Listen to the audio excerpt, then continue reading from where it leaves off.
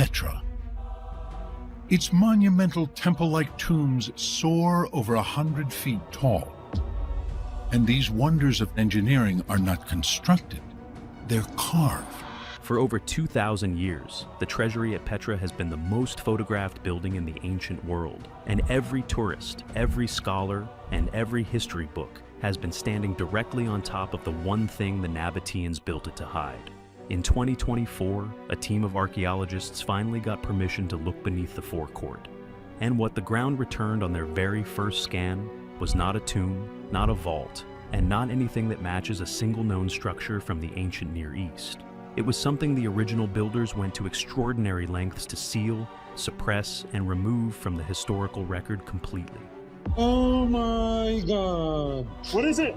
Skeletons. Skeletons! Yes! Oh my God, look at that! There's bodies in here! What they found down there is going to force every museum, every university, and every textbook to rewrite what we thought we knew about this city. And the hardest part, the part that still has no clean explanation, is understanding why it was hidden in the first place. The warnings passed down, long before any European archaeologist ever set foot in Petra. The Bedouin families who lived in and around the rose-red city already knew something was wrong with Al-Khazne, the treasury. They didn't treat it the way tourists treat it today. They feared it. For generations, local families passed down rules about the structure that had nothing to do with reverence or legend. Don't approach it casually. Don't let your children play near it after sunset. Don't sleep on the ground in front of it. These weren't ghost stories. They were survival instructions, enforced the way you'd enforce a rule about not drinking from a poisoned well. No god invoked, no spirit named. The rules were simply there, passed through families wordlessly across generations, that may not have fully understood where the original warning came from, only that it had to be followed. And this is where it gets important. Abstract legends drift and grow more elaborate with every retelling. Practical survival rules don't. Stay away from this. Don't do that. Rules like that preserve their shape across generations because they came from direct experience, not imagination. These families weren't occasional visitors. They lived inside Petra. They raised children there. They knew the site the way you know a house you've lived in your whole life. Every sound it makes at night, every cold spot, every room that doesn't feel right. When people with that kind of intimate, long-term knowledge of a place develop specific rules about a specific structure, the academically rigorous response is not to dismiss the rules. It is to ask what those people knew that the visitors didn't. When 19th century European explorers arrived, several recorded these warnings directly in their travel journals. Johann Ludwig Burckhardt, the first Westerner to formally document Petra in 1812, noted that his local guides refused to linger near the structure. They moved through quickly, eyes forward, no explanation given. Later, travelers reported something stranger still. Men who camped near Al-Khazne at night described rhythmic vibrations rising from below the stone floor. Others described sudden temperature drops and a sharp metallic smell, iron and wet stone, that appeared without warning and faded just as fast. Some reported a low subsonic resonance they felt in their chests before they heard it with their ears. The kind of sensation modern acoustics associates with large enclosed spaces that have been sealed for extended periods of time. These reports came from travelers across different decades who had never read each other's journals. No contact, no shared source, nearly identical descriptions. The scientific community dismissed all of it for over a century. Folklore, superstition, men sleeping rough in the desert. Then something surfaced that was considerably harder to dismiss. A Jordanian archaeological memo from the 1950s reportedly described the ground beneath the treasury's forecourt as structurally anomalous and not of natural formation. The memo apparently included survey data and a recommendation for immediate formal investigation. Within 12 months of its circulation, it vanished from public records. No retraction, no correction, no explanation, just gone. Think about what that means. Institutions don't misplace documents that recommend action. They misplace documents they don't want acted on. Somewhere inside Jordan's archaeological establishment, someone had already decided that what lay beneath. The treasury was not to be protected as heritage. It was to be contained. And that wasn't even the most unsettling thing buried in the archives. doors kept locked. Between the 1960s and 2020, multiple research teams submitted formal proposals to study the subsurface of the Treasury's forecourt. Most were rejected outright, some stalled indefinitely. A few never received any response at all. Jordan's Department of Antiquities gave the same explanation every single time: structural risk. On paper, that sounded reasonable. The Treasury is irreplaceable. Excavation near a 2,000-year-old rock-cut facade carries genuine risk. Nobody wants to be the team that damages it. And for decades, that single phrase was enough to close the door on any conversation before it really began. Structural risk. 2 words. No further discussion required. But behind closed doors, the language was very different. Dr. Muhammad Nassar, one of Jordan's most respected field archaeologists, later noted that internal discussions focused less on engineering risk and more on what he called the problem of exposure. Several internal documents reportedly warned that subsurface discoveries could trigger cultural panic. The concern wasn't that digging would damage the building, it was that digging would reveal something that couldn't be managed once it was known. Think about what that means. In the world of institutional archaeology, discoveries are almost always framed as achievements, additions to the human record, answers to long-standing questions. The language of management and containment belongs to crisis communications, not research. For officials to be using that language means someone had reason to believe that what lay beneath the Treasury was not simply unknown. It was potentially destabilizing. At least 3 rejected proposals referenced an unauthorized excavation from the 1930s whose notes had completely disappeared from institutional records. But one document from that period survived. Researchers who reviewed it described a single blunt instruction written at the bottom of the page. Do not disturb the lower chamber. It is not a tomb, no explanation, no context. Just a warning about what it wasn't. Here's the thing. Field teams that visited the site informally were told the space was sealed for protection, not preservation. That distinction showed up repeatedly in private meeting notes and never once in official reports. Protection implies a threat. Preservation implies value. Someone had decided that what lay beneath the Treasury was dangerous, not precious. Dangerous enough to suppress documentation for 7 decades. Dangerous enough that the word containment appeared in private correspondence about a site visited by millions of people every year. Then, in 2024, leaked satellite imaging circulated among research institutions. Density anomalies beneath the forecourt, straight lines, right angles, geometry that could only be human-made.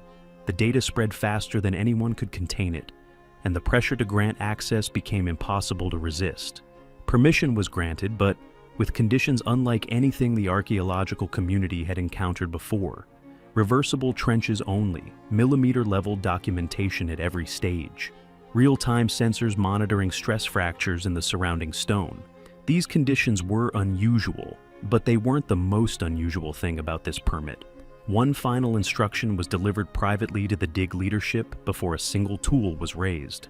This project is not treasure hunting. Do not treat what you find as heritage. Treat it as containment. That word, delivered in 2024 at one of the world's most famous sites. The same word that had appeared in private correspondence about this site for decades, in documents that were then quietly removed from accessible records. There are coincidences in archaeology, and there are patterns. This was a pattern. If you want to know what 7 decades of locked doors were hiding, now is the moment to subscribe. Because what the team pulled out of the ground beneath that forecourt is exactly the discovery that makes the word containment suddenly make complete sense. And we're only getting started. The shape below. The excavation team deployed 3 independent survey technologies simultaneously: ground-penetrating radar, electrical resistivity imaging, magnetometry, 3 separate systems, 3 separate operators, 3 completely separate data sets. Every single one returned the same result: a void, not a crack, not a natural cavity formed by erosion or geological shift, a rectangular space with straight edges, defined corners, and proportions matching Nabatean structures described in ancient inscriptions specifically associated with restriction, not burial, not ceremony, containment. Dr. Sarah Khalil, the University of Jordan geoarchaeologist who ran the original sweeps, set down the handset and removed her headset slowly. She called the dig director over. According to team accounts, neither of them said a word for nearly 30 seconds. The shape was too precise, too deliberate, too deep. The question they had been hired to answer was suddenly standing right beneath their feet. And this is where it gets genuinely unsettling. Several radar sweeps returned distorted signal patterns. The waves behaved as if something inside the chamber was actively interfering with the equipment's resonance frequency. Technicians recalibrated and reran the entire sequence. The distortion was identical every single time. It wasn't machine error, it wasn't surface interference from the surrounding rock. The disruption was coming from inside the sealed space itself. In over 20 years of fieldwork across the region, none of the senior survey specialists on site had ever seen signal distortion of this kind originate from a sealed cavity. The leading hypothesis was that the chamber contained materials or accumulated gases affecting signal propagation. But that hypothesis raised its own deeply uncomfortable question. What materials? How long had they been accumulating? And what had produced them? Magnetic readings added another layer nobody was prepared for. The chamber showed residual heat signatures entirely inconsistent with burial spaces. Tombs stabilized to surrounding rock temperature over centuries. That is a documented, predictable, universal pattern across every tradition in the Near East and Mediterranean world. This chamber hadn't stabilized. The data pointed to repeated high heat events occurring before the ceiling was sealed. Not a single funeral pyre, something deliberate, something that happened more than once, something that generated enough sustained heat to leave a thermal signature that persisted 2,000 years later. Internal sediment scans showed compression in curved formations. Material pushed outward toward the walls, as if bodies or large masses had shifted violently inside before the chamber was locked shut for the final time. Dr. Richard Jones, a structural archaeologist from the University of St. Andrews, reviewed the composite reconstruction. He didn't hedge. He set his pen down on the table slowly, like a man choosing his words very carefully, and said it almost to himself. The chamber was designed to allow entry. It was not designed to support exit. That assessment came before anyone had touched the seal. Stairs for confinement. Physical excavation moved with agonizing slowness. Metal tools replaced with wooden instruments. Every sediment layer documented before removal. Every surface photographed from 3 angles. The team worked in near silence. And the silence felt appropriate because everyone understood by now that what they were uncovering was not a monument, it was a mechanism. The first thing to emerge from beneath the forecourt floor was a set of narrow stone steps cut directly into the bedrock, descending at a steep, irregular angle. But here's the thing. The geometry was immediately wrong for funerary use. Burial stairways in Nabatean architecture are built for careful, repeated access. Wide enough for pallbearers, angled gently for solemn procession. Finished smooth because the people using them are expected to return.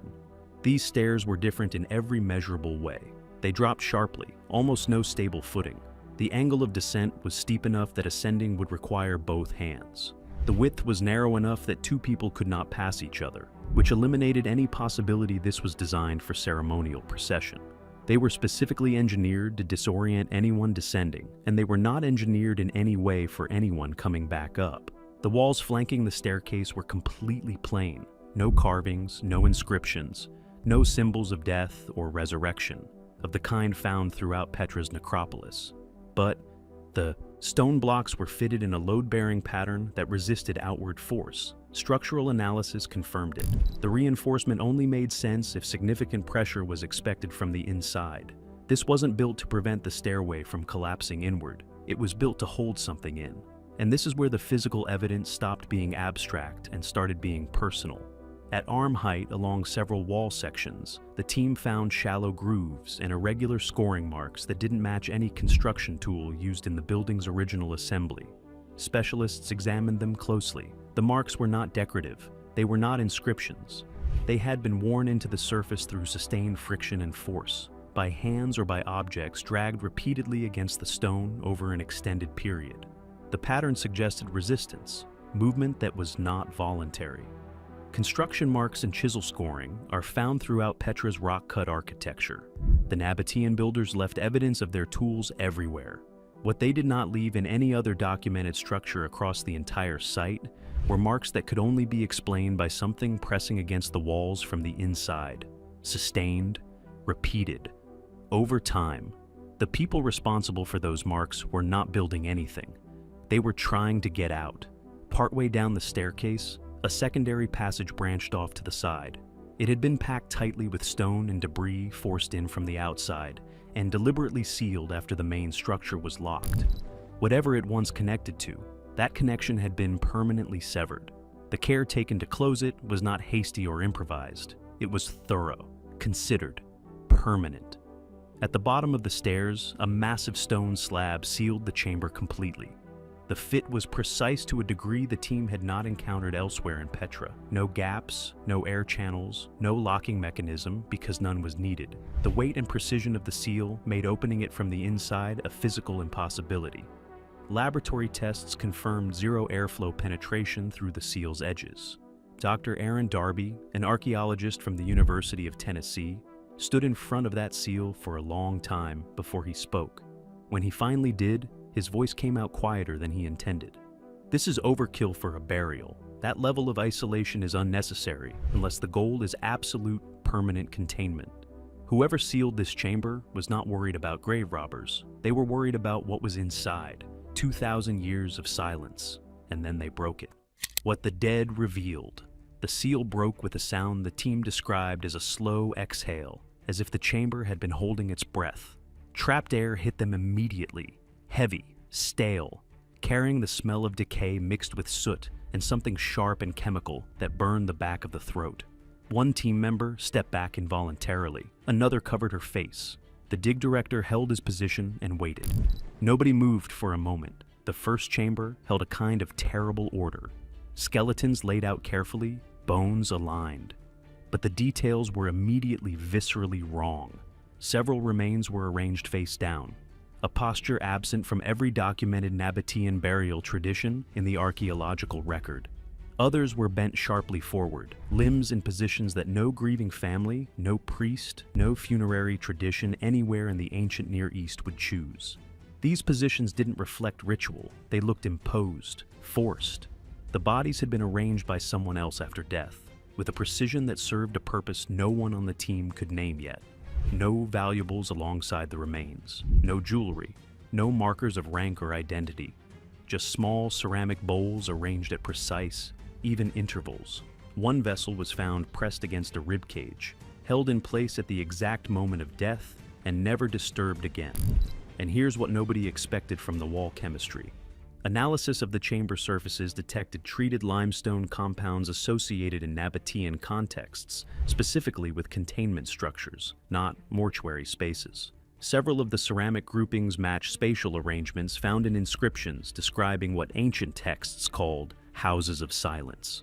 Restricted places where people were sent to be forgotten entirely, not executed, not buried, disappeared. Then the team opened the second chamber. The walls were black floor to ceiling, layer upon layer of soot from repeated controlled burning carried out while the space was completely sealed from the outside. The fires had not been set once. They had been set multiple times, which means the people inside were present during at least some of those events. Skeletons were piled together, limbs tangled, skulls fractured, ribs broken in patterns entirely inconsistent with natural settling over time.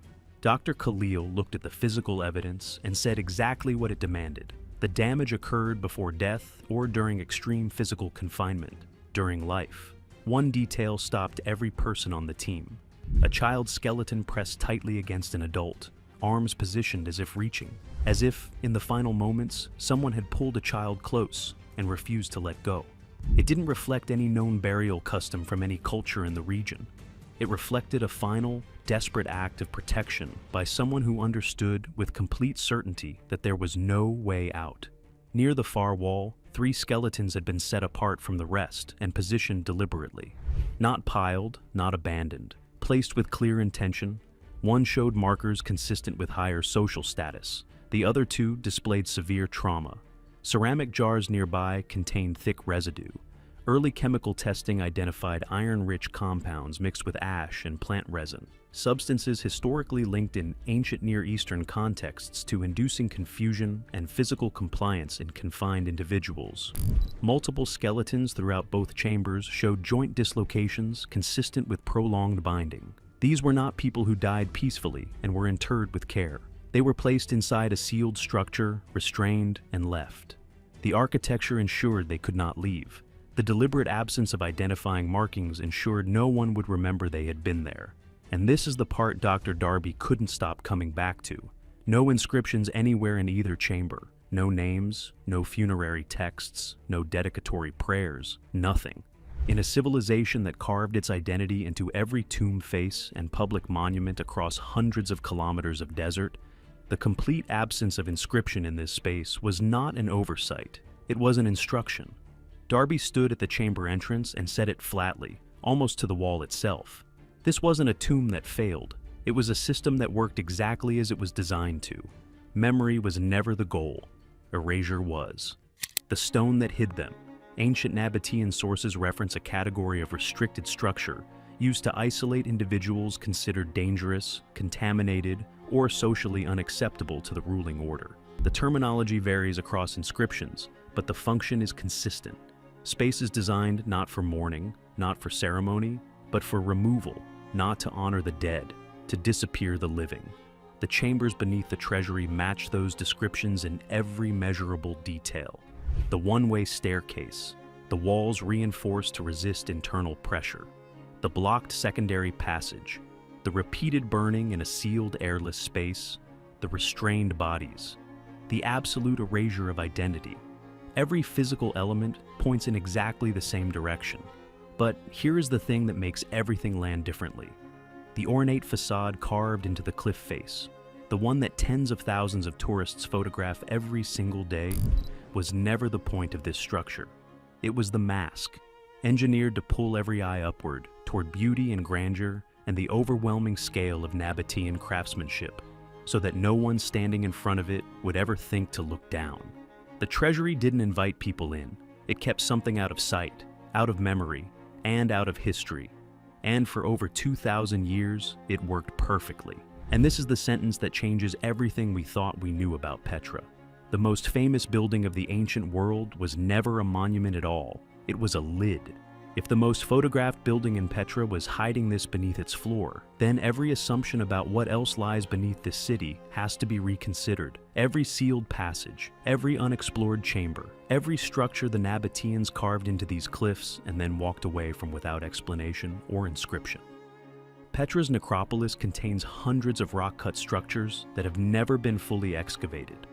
The Treasury was the one considered well-documented, studied for decades, mapped by satellite, visited by millions, and it was still concealing something the entire archaeological establishment was never prepared to face. That is not a footnote in the history of this civilization. It is a fracture line running through all of it. And here is the part that is hardest to sit with. We don't know their names. We don't know what they did.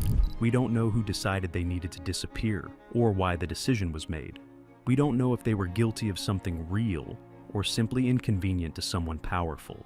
We don't know if they were political threats, religious dissidents, or people who simply stood in the wrong person's way at the wrong moment. We don't know if the child pressed against that adult had done anything at all, or if that child was sealed in because leaving them out would have been complicated, because someone in authority decided that a witness, no matter how small, was still a witness. We don't know their names. We don't know their faces. We don't know if anyone outside those walls ever wondered what happened to them. The Nabatean system of erasure was comprehensive enough that not a single record survived to suggest these people existed at all. And the structure built above them was magnificent enough that nobody thought to look. We only know that someone built an elaborate, magnificent, iconic structure directly above them. That breathtaking column-lined facade that draws millions of visitors through the Psyche every year. It was designed to be looked at, to fill the eye and the mind so completely that the question of what lay beneath it would never occur to anyone standing in front of it. In that sense, the real architectural achievement of Al-Khazne has nothing to do with how it was built. It has to do with how perfectly it performed its actual function, not as a treasury, not as a tomb, as a machine for erasure. It worked so well that we spent 2,000 years admiring the facade while the truth sat sealed beneath our feet. Not lost. Not forgotten by accident. Deliberately, architecturally, permanently hidden by a civilization skilled enough to build one of the most beautiful structures in the ancient world, and cold enough to use that beauty as a lid. Right now, millions of people have photographs of that facade on their phones. They stood in front of it, tilted their cameras up, and captured the grandeur. Standing directly above a sealed chamber containing restrained bodies, scorched walls, and a child who died reaching for someone, they photographed the mask. They never knew the building was looking back. If that changes how you see the ancient world, and if you want to be here when the next sealed chamber beneath Petra finally opens, hit like and subscribe. There are more of them down there, and we are only at the beginning of finding out who was inside.